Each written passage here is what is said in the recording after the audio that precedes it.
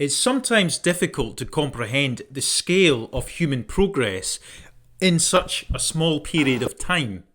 There is a tendency when you are on the tip of time to think you've reached the end and everything has been done. If you go back 100 years, the very first TV was just presented in 1926 to the world. If you look at the last 5 years, we had the arrival of the modern AI, which is already changing the world, integrated into many people's workplaces and replacing humans at scale. With the incredible progress we're making and companies really now honing in on AI, what does 2035 look like? Predictions in the past have often fallen well short of where we've actually ended up. Captain Kirk's communicator looks like the thing women use to do their makeup.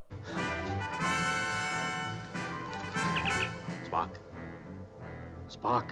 We obviously don't have warp drives or teleporters, although we haven't teleported individual atoms. Science fiction has in many cases become science prediction. I think we can say with some confidence that by 2035 most cars will be automated. We've already had robo-taxis driving around Texas at the moment. They haven't been without their problems. There was a problem recently where 4 Teslas turned up to a roundabout, and whereas humans would have some general knowledge to work that out, these Teslas sat for hours trying to figure out what to do, with the whole of Texas behind them. But you add 10 years to this, and you put Grok into those cars, they're going to be super intelligent. We will have people sitting in the back doing their work or socialising, and the car just drives around automatically. Second, I think quantum computers will be fully out of the box by then.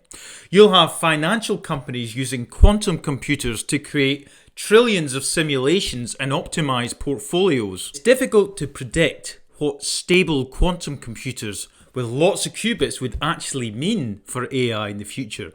And that is because in principle we would just have infinite compute, the end of the scaling wall, surpassing the singularity. We don't have the foresight to see what comes out of that. Big pharmaceutical companies will be able to design cancer cures in weeks, and fusion reactors are simulated with atomic precision. Quantum computers will be able to perfect the weather forecast and give you hyper-personalised diets catered to each individual. Humanoid robots will be everywhere by 2035. There are 1,000 due this year, Optimus, Tesla, with millions to be released by 2030. By 2035, the unit cost will have gone down as robots start to make themselves. You will have the cost of production going down so much that you will have everyday homes with humanoid assistants in it.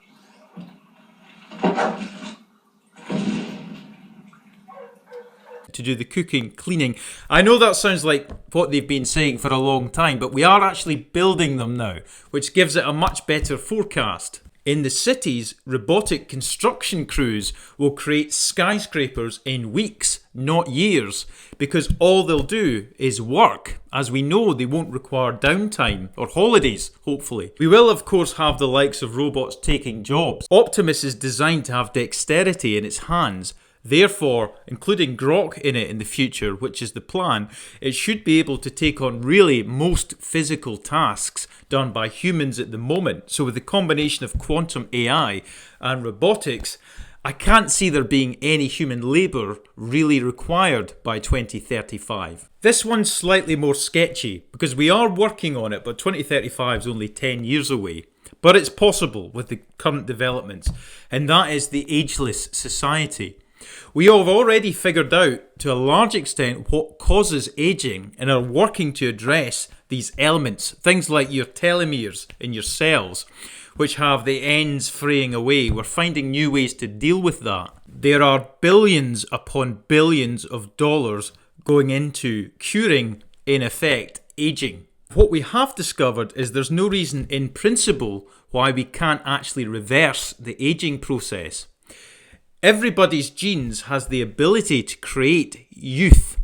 That's how we can create babies which aren't old men. The Nobel Prize has already been won because we figured out that Yamanaka factors can reprogram adult cells into more youthful ones. We've already reversed the aging process in mice, and a lot of that is about cell reprogramming and clearing out the cells of errors.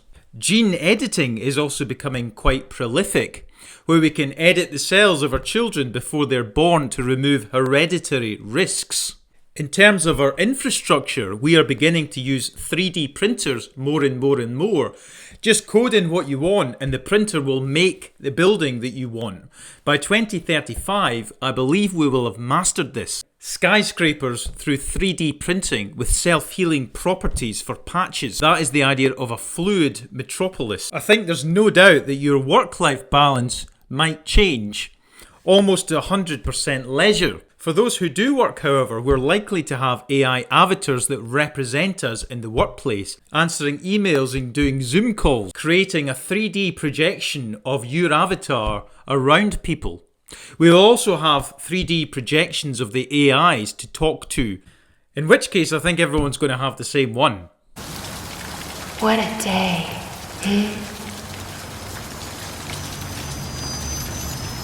Technology will have transformed energy. We will have cracked nuclear fusion, the power of stars created in the lab sustainably, which can continue to produce unlimited clean energy, marking the end of the climate crisis. Smart grids will use AI to predict energy usage before you even plug in, allocating power more efficiently. Data centers are now massive, but they're integrated into cities, powered by hyper-efficient quantum chips. The world of entertainment is completely different. Games and movies are integrated, personalised to you.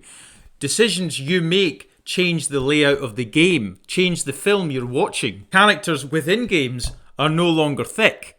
They are AI driven. That will happen long before 2035. These characters will live hundreds of years in these games as different people play them, responding to millions of players. VR, virtual reality, will become indistinguishable from reality.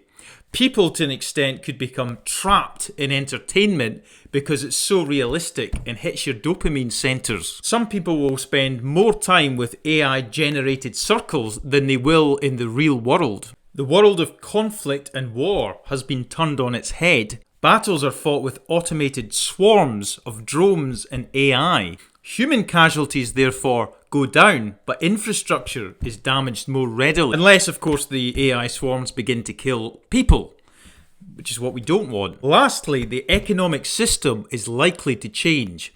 Initially, we're likely to have a flow of wealth to those who produce energy or own AI companies. Just as oil shaped the 20th century, AI will shape the 21st century. As more and more jobs become automated, incomes around the world shrink. Whilst the capitalist model persists, which has worked to pull people out of poverty in the past, that system starts to come apart and we introduce things like universal basic income. The idea of an AI dividend from an AI sovereign wealth fund begins to materialise. You may even own shares of your AI twin or own the income that it produces. Markets are rewired. Productivity becomes infinite as robots and AI produce everything.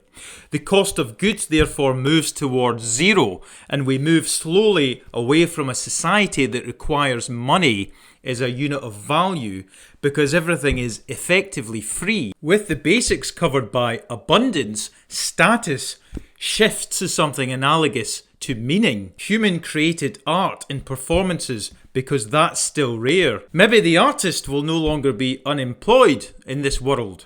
Economics starts to resemble patronage of the old world, where wealthy individuals fund creators and music and the arts. So jobs have disappeared, but labour and wages is no longer at the centre of economics. We therefore shift to a leisure-heavy society, and to some extent people lose purpose. We might become less intelligent. That is the so-called utopian view. There is of course the nightmare scenario, which could also unfold, which I'll do a video about. If you like this channel, please do subscribe. Thank you.